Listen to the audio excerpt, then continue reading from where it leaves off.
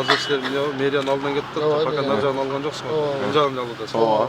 Ошондо азыр мына айтып атканына караганда, допустим, бер 14 болсо, бул жак 14 баарын тегиз сплошной тегиз алып кетели деп атасыңар, чтобы көчө бирдей катар тегиз чыгыш үчүн.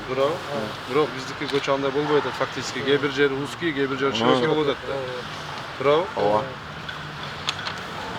Жалал Абад шаарынын борбордук бөлүгүндөгү Жусупбек Бакиев көчөсү кеңейтилет. Анын долбоорун кала мэриясы даярдап, шаардык кеңештин депутаттарына сунуштоо алдында турат. Эгер жергиликтүү эл өкүлдөрү колдоп берсе, 2020-жылда бул көчө кеңейтилип, талапка жооп бере тургандай болуп өзгөрөт. Ага ылайык бүгүн шаар мэри Мураталы Тагаев тийиштүү тармактардын жетекчилери менен биргеликте аталган көчөнүн башынан аягына чейин кыдырып чыкты.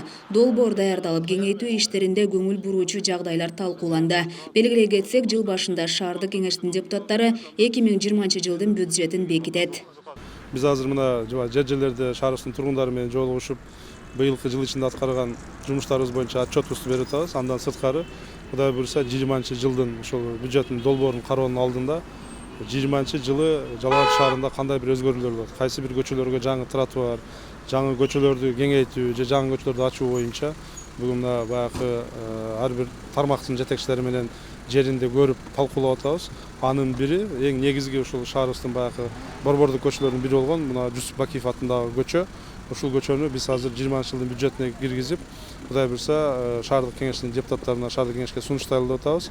Эгерде шаардык кеңеш колдоо таап бере турган болсо, биз Кудай буйрса 20-жылы ушул көчөнү баштан эте кеңейтебиз деген оюбуз бар.